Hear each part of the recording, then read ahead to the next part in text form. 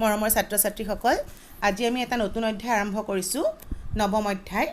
আমাৰ পাঠটোৰ নাম হ'ল সামান্তৰিক আৰু ত্ৰিভুজৰ কালি। প্ৰতিশব্দ এৰিয়াজ অফ পেৰেলেলোগ্ৰামছ এণ্ড ট্ৰাইংগলছ। এতিয়া প্ৰথম কথা হ'ল আমি কালি মানে কি এবাৰ মনত পেলাই দিছোঁ। তোমালোকৰ নিশ্চয় মনত আছে কালি মানে কি আছিলে। সমতলত যদি তুমি এটা বন্ধ চিত্ৰ লোৱা, বন্ধ চিত্ৰটোৱে তোমালোকৰ যিখিনি ঠাই আগুৰি থাকে তাৰ পৰিমাণটোকে আমি কি কওঁ, কালি কওঁ। হ'ল। তাৰপিছত তোমালোকক মই আকৌ দুটা সৰ্বসম চিত্ৰ মানে কি বুজাই দিছোঁ। সৰ্বসমতাৰ বিষয়ে, ত্ৰিভুজৰ সৰ্বসমতাৰ বিষয়ে আমি আগতে বহুখিনি কথা পঢ়িছোঁ, কেনেকৈ দুটা ত্ৰিভুজ সৰ্বসম হয় সেইবোৰ আমি প্ৰমাণ কৰিছোঁ। এতিয়া আমি সৰ্বসম চিত্ৰনো কি বস্তু মই জাষ্ট এবাৰ মনত পেলাই দিছোঁ হা। কেতিয়া আমি দুটা চিত্ৰক সৰ্বসম বুলি কওঁ? যদি সিহঁতৰ আকাৰ আৰু আকৃতি একে হয়। অৰ্থাৎ তোমালোকৰ কি দুটা চিত্ৰক সৰ্বসম বোলে যদি সিহঁতৰ আকৃতি একে হয় আৰু একে জোখৰ হয়। ইয়াতে মই দুটা সৰ্বসম চিত্ৰ আঁকিছোঁ। এতিয়া ইহঁত কিন্তু দেখিবলৈও সমান হ'ব, একে হ'ব লাগিব আৰু জোখটোও সমান হ'ব লাগিব হা। এতিয়া তোমালোকৰ সৰ্বসম হ'লে আৰু এটা কণ্ডিশ্যন ছেটিছফাই কৰে, সেইটো হৈছে যদি তুমি ইয়াত ধৰা এই চিত্ৰটোৰ ওপৰত বিটো জাপি দিয়া বা বিৰ ওপৰত এ জাপি দিয়া, ইটোৰ ওপৰত সিটো সম্পূৰ্ণৰূপে মিলি যাব। তাৰমানে এটাই আনটোক নেদেখা কৰি দিব। এই কথাটোক আমি ছুপাৰ ইম্প'জ কৰা বুলি কওঁ হা, সমাৰোপণ। এতিয়া তোমালোকে চোৱা যে যেতিয়া আমাৰ দুটা চিত্ৰ সৰ্বসম হয়, সিহঁতে দেখিবলৈও একে হ'ব, সিহঁতে আগুৰি থকা ঠাইও সমান হ'ব, হয়নে? সেইকাৰণে দুটা সৰ্বসম চিত্ৰৰ কালি সদায় সমান হ'ব। ইয়াতে মই চিত্ৰ এ আৰু চিত্ৰ বি দুটা চিত্ৰ ধৰিছোঁ, ইহঁতক মই নাম দিছোঁ এ আৰু বি, ইহঁতক মই সৰ্বসম লৈছোঁ। এতিয়া যদি এ আৰু বি সমান হয়, সৰ্বসম হয়, তেনেহ'লে এ চিত্ৰৰ কালি আৰু বি চিত্ৰৰ কালিও কি হ'ব, সমান হ'ব। এইটো এটা ইম্পৰ্টেণ্ট কথা, মনত ৰাখিবা, কাৰণ আমি এটা কালিৰ বিষয়ে ডিছকাছ কৰিম। সেইকাৰণে তোমালোকে সদায় মনত ৰাখিবা যে দুটা সৰ্বসম চিত্ৰৰ কালি সদায় সমান হয়। অৰ্থাৎ মই লিখিছোঁ ইয়াতে, যদি চিত্ৰ এ সৰ্বসম চিত্ৰ বি হয়, তেন্তে এৰ কালি এ আৰু কালি বি সমান, তাৰমানে এৰ কালি আৰু বিৰ কালি সমান হ'ব। এনেকৈ মই লিখিব পাৰোঁ, এৰ কালি সমান বিৰ কালিটো হা। কিন্তু তোমালোকে মন কৰা, কালি সমান হ'লেই কিন্তু চিত্ৰ দুটা সৰ্বসম নহ'বও পাৰে হা। মই কি ক'লোঁ ভালদৰে মন কৰা, সৰ্বসম চিত্ৰৰ কালি সমান হ'ল, কিন্তু কালি সমান হ'লেই যে সদায় সৰ্বসম হ'ব এনেকুৱা নহয়। মই তোমালোকক এটা উদাহৰণ দি বুজাই দিছোঁ চোৱা। মই দুটা চিত্ৰ ল'লোঁ, এইটো মই ইয়াতে লিখিছোঁ, একে সমান কালি দুটা চিত্ৰ সৰ্বসম নহ'বও পাৰে। মই ইয়াতে দুটা চিত্ৰ লৈছোঁ, এইটো এটা লৈছোঁ আয়ত, যাৰ বাহুৰ দৈৰ্ঘ্য লৈছোঁ 9 চেণ্টিমিটাৰ আৰু 4 চেণ্টিমিটাৰ, আৰু এইটো এটা বৰ্গ যাৰ বাহু দৈৰ্ঘ্য লৈছোঁ 6 চেণ্টিমিটাৰ। এতিয়া তুমি আয়তটোৰ কালি উলিওৱাচোন, কিমান হ'ব? আয়তৰ কালি মানে কি আছিলে? দিশ পূৰণ প্ৰস্থ, তাৰমানে 9 পূৰণ 4 হ'ল, 9 চেণ্টিমিটাৰ পূৰণ 4 চেণ্টিমিটাৰ কিমান হ'ল? 36 বৰ্গ চেণ্টিমিটাৰ হ'ল। এতিয়া এই বৰ্গটোৰ কালি উলিওৱাচোন, বৰ্গৰ কালি কিমান? দীঘৰ বৰ্গ, তাৰমানে 6 স্কুৱেৰ, 6ৰ স্কুৱেৰ বা 6 একে কথা 36। তুমি দেখিলা যে এই আয়তটোৰ কালি হ'ল 36 বৰ্গ চেণ্টিমিটাৰ, এই বৰ্গটোৰ কালিও হৈছে 36 বৰ্গ চেণ্টিমিটাৰ। কিন্তু ইহঁত দুটা সৰ্বসম হয় জানো? দেখিব একে জানো? নহয় হা। ইহঁতৰ দেখিবতো একে নহয়, আকাৰো একে নহয়, আকৃতিও একে নহয়, গতিকে ইহঁত সৰ্বসম নহয়। কিন্তু আমি দেখিছোঁ যে কালি সমান। গতিকে এইটো এটা ইম্পৰ্টেণ্ট কথা যে দুটা সৰ্বসম চিত্ৰৰ কালি সদায় সমান হয়, কিন্তু কালি সমান হ'লেই যে চিত্ৰকেইটা সৰ্বসম হ'ব এনেকুৱা নহয়। হ'ল, এইখিনি কথাকে মই ইয়াতে লিখি দিছোঁ। তাৰপিছত তুমি আৰু এটা ইম্পৰ্টেণ্ট কথা মনত ৰাখিবলগীয়া কথা হ'ল, তোমাক ধৰা মই এইটো যিকোনো এটা চিত্ৰ টি লৈছোঁ, এই টিটো এটা চিত্ৰ, এই টিটোক মই যিকোনো দুটা ভাগত ভাগ কৰিছোঁ। তেতিয়া কি হ'ব,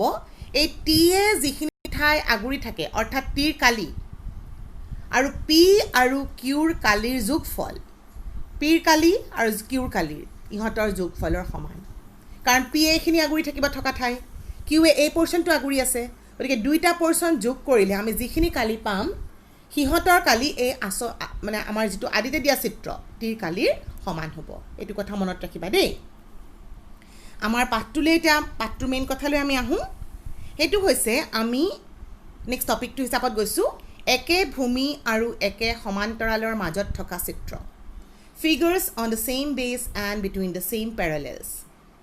তাৰমানে আমাৰ কি হ'ব লাগিব, আমি কিছুমান চিত্ৰ ল'ম যিবোৰ চিত্ৰ একে ভূমিৰ ওপৰত থাকিব আৰু সিহঁত একে সমান্তৰালৰ মাজত থাকিব এতিয়া আমাৰ কথাটো হ'ল কেতিয়া একে ভূমিৰ ওপৰত থাকে বা কেতিয়া সমান্তৰালৰ মাজত থকা বুলি কয়টো জানিব লাগিব হয়নে সেই কাৰণে মই কেতিয়া দুটা চিত্ৰক একে ভূমি আৰু সমান্তৰালৰ মাজত থকা বুলি কওঁ পঢ়ি চাওঁ শুনাচোন দুটা চিত্ৰক একে ভূমিৰ ওপৰত আৰু দুই সমান্তৰালৰ মাজত থকা বুলি কোৱা হয় যদি সিহঁতৰ এটা সাধাৰণ বাহু বা ভূমি থাকে আৰু প্ৰতিটো চিত্ৰৰ সাধাৰণ ভূমিটোৰ বিপৰীতে থকা শীৰ্ষবিন্দুবোৰ বা শীৰ্ষবিন্দু ভূমিৰ সমান্তৰাল ৰেখাৰ ওপৰত থাকে ধৰিব পাৰিছেনে মই কি কৈছোঁ আমি দুটা চিত্ৰ ল'লোঁ চিত্ৰটো ধৰা মই এইটো এটা চিত্ৰ ল'লোঁ এইটো এটা চিত্ৰ এ বি চি ডি মই এইটো এটা চতুৰ্ভুজ ল'লোঁ আৰু এ বি ই এফ আন এটা চতুৰ্ভুজ ল'লোঁ মই এই চতুৰ্ভুজ দুটা এ বি চি ডি আৰু এ বি ই এফক একে ভূমিৰ ওপৰত আছে বুলি কৈছোঁ কিয় কাৰণ সিহঁতৰ এটা সাধাৰণ বাহু আছে আৰু সাধাৰণ বাহুৰ বিপৰীতে থকা শীৰ্ষবিন্দুবোৰ কি আছিলে এ বি চি ডিৰ শীৰ্ষবিন্দু হ'ল ডি আৰু ই আৰু এ বি ই এফৰ শীৰ্ষবিন্দু হ'ল ই আৰু এফ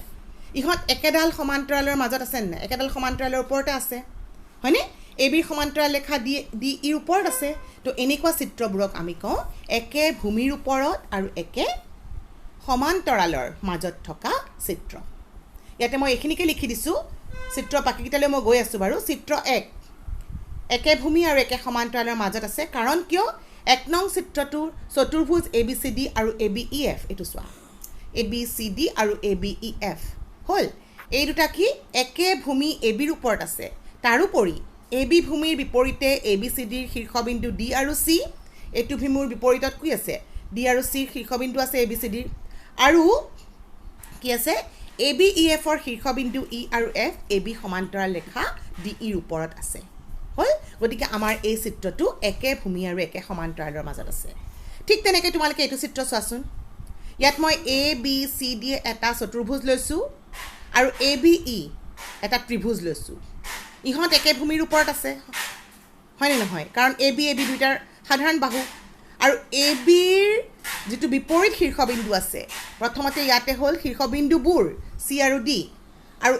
এই ত্ৰিভুজটোৰ শীৰ্ষবিন্দু ই এ বিৰ সমান্তৰাল ৰেখা চি ডিৰ ওপৰত আছে হয়নে গতিকে এই চিত্ৰ দুটা একে ভূমি আৰু দুই সমান্তৰালৰ মাজত আছে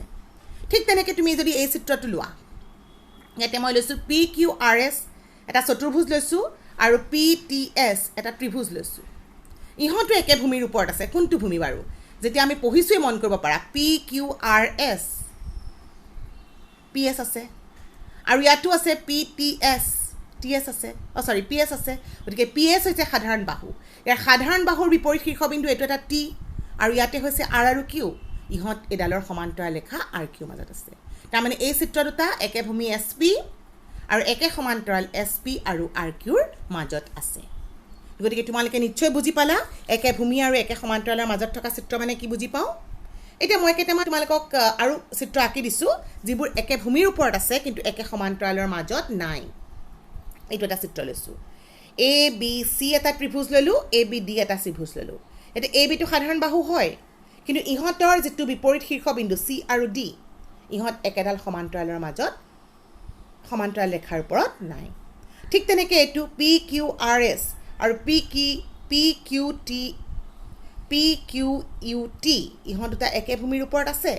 কিন্তু একে সমান্তৰালৰ মাজত নাই বিপৰীত শীৰ্ষবিন্দু কি S R P Q R এছৰ আৰু ইয়াতে পি কিউ ইউ টিৰ বিপৰীত শীৰ্ষবিন্দুকেইটা হৈছে টি আৰু ইউ ইহঁত একে সমান্তৰালৰ মাজত নাই একেধৰণে এইটোও কৈছোৱা ডি ই এফ জি আৰু ডি ই আই এইচ একে ভূমিৰ ওপৰত আছে হয় কিন্তু ইহঁতৰ বাকী শীৰ্ষবিন্দুবোৰ কি জি এফ আৰু এইচ আই একেডাল সমান্তৰালৰ মাজত নাই তাৰমানে এই চিত্ৰবোৰ হৈছে কি একে ভূমিৰ ওপৰত আছে কিন্তু একে সমান্তৰালৰ মাজত নাই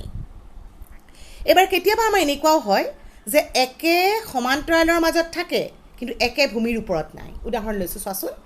এ বি চি ডি এইটো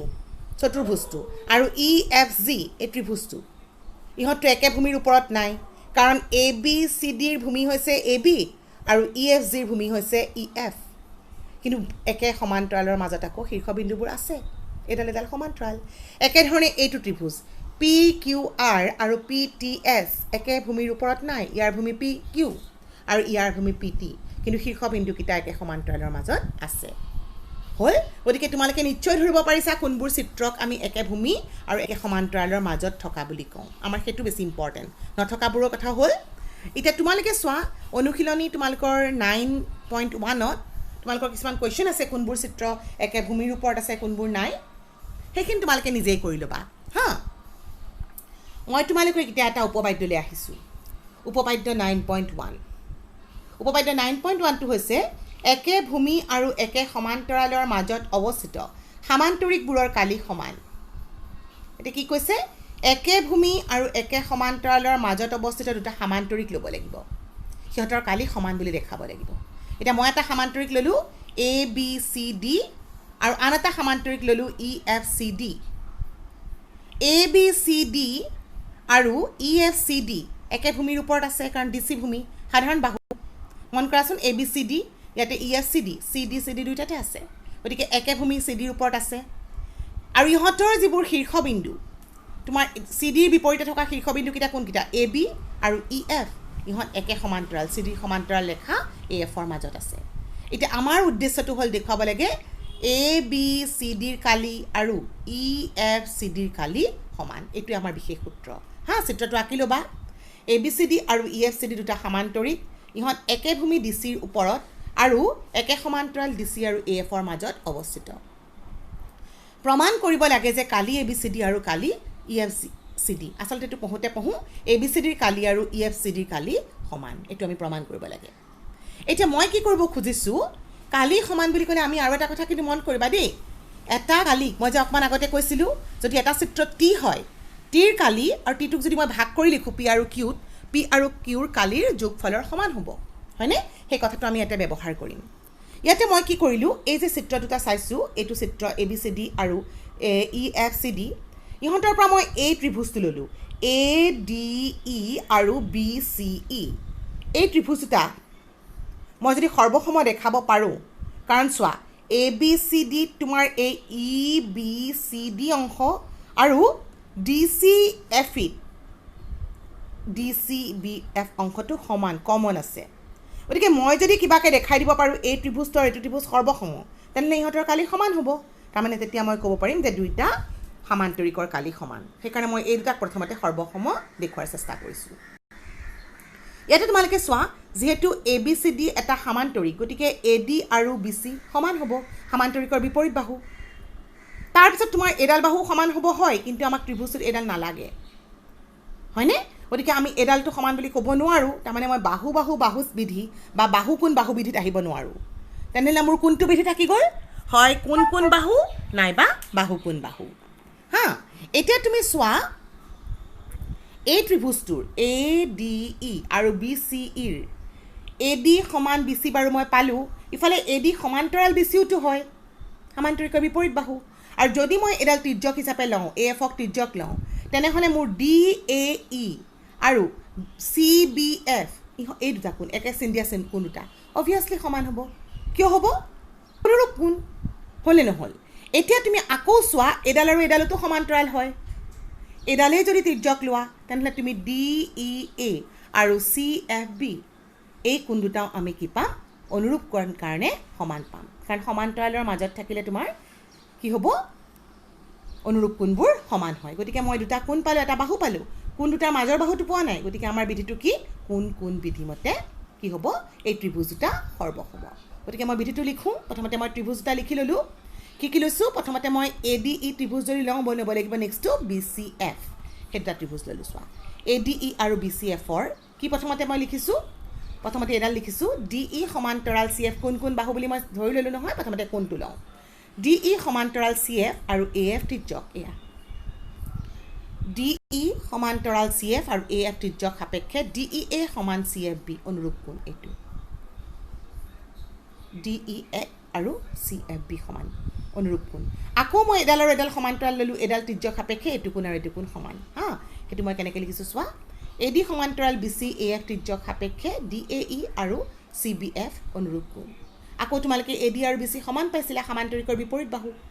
হয়নে গতিকে আমি এই ত্ৰিভুজ দুটা সৰ্বসম পালোঁ বিধিটো কি ইয়াতে তোমালোকে আকৌ দেখুৱাই দিছোঁ বা কোন কোন বাহু বিধিমতে বিধিটো লিখিবা দেই গতিকে এইটো কোন কোন বাহুমতে বিধিমতে ত্ৰিভুজ দুটা সৰ্বসম আৰু আমি অলৰেডি জানো সৰ্বসম চিত্ৰৰ কালি সমান গতিকে এইটো চিত্ৰৰ কালি আৰু এইটো চিত্ৰৰ কালিটো কি হ'ব সমান হ'ব হ'ল গতিকে এতিয়া তুমি চোৱা এতিয়া এই দুটা কালি সমান পালোঁ এতিয়া তোমালোকে দেখাবৰ এমটো কি আছিলে এ বি চি ডিৰ কালি লাগে এ বি চি ডিৰ কালিটো মই লৈ ল'লোঁ এ বি চি ডিৰ কালিক মই আকৌ এনেকৈ ভাগ কৰি লিখিব পাৰোঁ নহয় এ ডি ইৰ কালি যোগ ই বি চি ডিৰ কালি লিখিব পাৰোঁ সেইটোক মই এনেকৈ ভাগ কৰি লিখি লৈছোঁ এ ডি ইৰ কালি যোগ ই ডি চি বিৰ কালি এতিয়া এ ডি ইৰ কালিৰ ঠাইত মই বি চি এফৰ কালি লিখিব পাৰোঁ আৰু ই ডি চি বিটো একে ৰাখি দিলোঁ এইটোৰ পৰা ইউজ কৰিলোঁ এতিয়া বি চি এফ আৰু ই ডি চি বি চোৱাচোন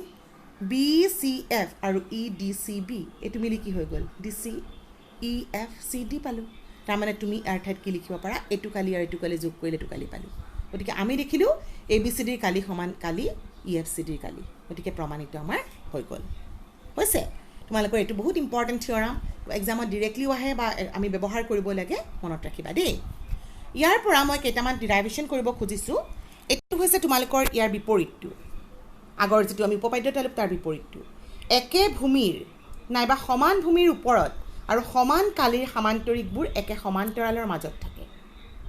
এবাৰ জাষ্ট বিপৰীতটো কৈছে বিপৰীতটো কি একে ভূমিৰ ওপৰত থকা নাইবা সমান আৰু সমান কালি আছে কালিটো সমান বুলি দিয়া আছে ভূমিটোও একে বুলি দিয়া আছে তুমি ক'ব লাগিব যে ইহঁত সমান্তৰালৰ মাজত থাকে আগৰটো বিপৰীত উপপাদ্য মই কি কৰিম তেনেহ'লে দুটা সামান্তৰিক ল'লোঁ একে ভূমি আৰু সমান কালিৰ গতিকে এ বি চি ডি আৰু ই এফ চি বি দুটা সামান্তৰিক লৈছোঁ ইহঁত একে ভূমিৰ ওপৰত আছে আৰু এনেকৈ লৈছোঁ যাতে এ বি চি ডিৰ কালি আৰু ই এফ চি ডিৰ কালিটো সমান হয় সেইটোৱে মোৰ বিশেষ সূত্ৰ চিত্ৰটো আঁকি ল'লোঁ প্ৰথমতে মই এইটো আঁকিছোঁ চোৱা মই কেনেকৈ আঁকিছোঁ দেখাই দিছোঁ তোমালোকক প্ৰথমতে মই এ বি চি ডিটো আঁকি ল'লোঁ তাৰপিছত মই বি চি ভূমিডাল একে ৰাখি এইডাল অকণমান বেকা কৰি দিছোঁ আৰু এইডাল সমানে বেকা কৰি দিলোঁ সমান্তৰাল হ'ব লাগিব নহয় তেতিয়া মোৰ এইটো ই এফ চি ডি সমান্তৰিকটো গঠন হ'ল আৰু এইডাল মই উচ্চতাটো বুজাবৰ কাৰণে লৈছোঁ হা এইডাল আৰু এইডাল উচ্চতা কাৰণ সমান্তৰিকৰ কালি মানে কি মনত আছে নিশ্চয় ভূমি পূৰণ অনুৰূপ উন্নতি হয়নে সেইকাৰণে এতিয়া মই বিশেষ সূত্ৰটো লিখোঁ এ বি চি ডি আৰু ই এফ চি ডি দুটা সামান্তৰিক ইহঁত একে ভূমি বি চিৰ ওপৰত আৰু আছে যাতে কালি এ বি চি ডি আৰু ই এফ চি বিৰ কালিটো সমান হয় হ'ল এইখিনি আমাক দিয়া আছিলে এতিয়া মই কি দেখুৱাব লাগে প্ৰমাণ কৰিব লাগে যে বি চি সমান্তৰাল এ এফ অৰ্থাৎ এইডাল আৰু এইডাল সমান্তৰাল হা এতিয়া মই যিহেতু জানো সামান্তৰিকৰ কালিৰ সূত্ৰৰ পৰা আহিছোঁ দেই সামান্তৰিকৰ কালি মানে হ'ল ভূমি পূৰণ উন্নতি এতিয়া ভূমিটো মই জানো এই দুটাতে একে আছে উন্নতি দুটা মই আঁকি দিলোঁ সেইকাৰণে এইডাল আৰু এইডাল উন্নতি বুলি ভাবি ল'লোঁ লম্ব আঁকিছোঁ হা এতিয়া তুমি কি পালা এ বি চি ডিৰ কালি সমান ই এফ চি ডিৰ কালি সমান বুলি কৈ দিছে এইটো মই লিখি লৈছিলোঁ ধৰা হ'ল এ পি আৰু ই কিউ ক্ৰমে সামান্তৰিক এ বি চি ডি আৰু ই এফ চি বিৰ উন্নতি এতিয়া কালি এ বি চি ডি কিমান হ'ব কালি ই এফ চি বি হ'ব গতিকে এ বি চি ডিৰ কালি মানে কি ভূমি পূৰণ উন্নতি গতিকে ভূমি হ'ল তোমাৰ এইটো বি চি আৰু উন্নতি হ'ল এ পি একেধৰণে ই এফ চি ডিৰ কালি কিমান ভূমি এ চি আৰু উন্নতি ই কিউ এতিয়া তোমালোকে চোৱা এইটো পালা বি চি দুইফালে একে আছিলে কাটা গ'ল এ পি সমান ই কিউ থাকি গ'ল এ পি আৰু ই কিউ সমানৰ অৰ্থ কি তাৰমানে এইখিনি সমান অৰ্থাৎ এডাল লাইন আৰু এডাল লাইনৰ মাজৰ দূৰত্ব সদায় সমান তেনেহ'লে কি দুডাল লাইনৰ মাজৰ দূৰত্ব যদি সমানে থাকে সদায় তেনে সমান্তৰাল হ'ব সেইকাৰণে এডাল ৰেখা আৰু এডাল ৰেখা সমান্তৰাল পালোঁ সেইটোকে মই লিখিছোঁ অৰ্থাৎ বি চি এ এফৰ মাজৰ দূৰত্ব সদায় সমান গতিকে বি চি সমান্তৰাল এ এফ কাৰণ সমান দূৰত্বৰ দুডাল যদি আমি ৰেখা থাকে দুডাল ৰেখাৰ মাজৰ দূৰত্ব যদি সদায় সমান থাকে তেনেহ'লে কি হয় সিহঁত সদায় সমান্তৰাল হয় এতিয়া তোমালোকৰ নেক্সট এটা মই তাৰ পৰা ৰিজাল্ট ডিৰাইভ কৰিছোঁ একে ভূমি আৰু একে সমান্তৰালৰ মাজত থকা আয়ত আৰু সামান্তৰিকৰ কালি সমান এইবাৰ কি কৈছে একে ভূমি আৰু একে সমান্তৰালৰ মাজতে আছে এটা আয়ত এটা সামান্তৰিক এ বি চি ডি এটা সামান্তৰিক ল'লোঁ আৰু এ বি ই এফ এটা কালি ল'লোঁ আয়ত ল'লোঁ এতিয়া তোমালোকে জানা যে আয়তবোৰতো সামান্তৰিক হয়নে নহয় আয়তবোৰো কেনেকুৱা সামান্তৰিক যাৰ এটা কোণ 90 ডিগ্ৰী গতিকে আয়তবোৰো সামান্তৰিক হয় আৰু ইতিমধ্যে আমি পাইছোঁ যে সামান্তৰিকৰ একে ভূমি আৰু একে সমান্তৰালৰ মাজত থকা সামান্তৰিকৰ কালি সমান গতিকে আমি ইয়াৰ পৰা কি গম পালোঁ এ বি চি ডি সেইকাৰণে আমি গম পাই গ'লোঁ যে এ বি চি ডিৰ কালি আৰু এ বি ই এফৰ কালিটো সমান এ বি চি ডি এটা সামান্তৰিক আৰু এ বি ই এফ এটা আয়ত বিশেষ সূত্ৰ বুলি লিখিব পাৰা মই প্ৰমাণ হিচাপত লিখা নাই আৰু চিধা চিধি ৰিজাল্ট হিচাপত লিখি দিছোঁ ইহঁত একে ভূমি এ বিৰ ওপৰত আছে আৰু একে সমান্তৰাল এ বি আৰু চি এফৰ মাজত আছে হা এতিয়া মই কাৰণটো লিখি দিছোঁ প্ৰমাণৰ কাৰণটো আমি জানো ইহঁতে কি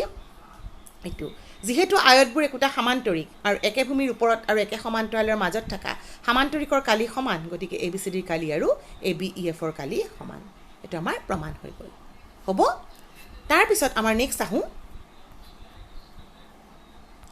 ঠিক আছে তোমালোকক মই আজি এইখিনিতে এৰিছোঁ নেক্সট প্ৰমাণবোৰ আমি পিছলৈ কৰিম বাৰু তোমালোকৰ ইয়াৰে মই ব্যৱহাৰ কৰা চিত্ৰবোৰ তোমালোকক ডেছক্ৰিপশ্যন বক্সত দি দিম তোমালোকে চাই লিখিবা আৰু ভালদৰে ভিডিঅ'টো শুনি লৈহে লিখিবা দেই প্ৰথমতে বুজি ল'বা তাৰপিছত লিখিবা থেংক ইউ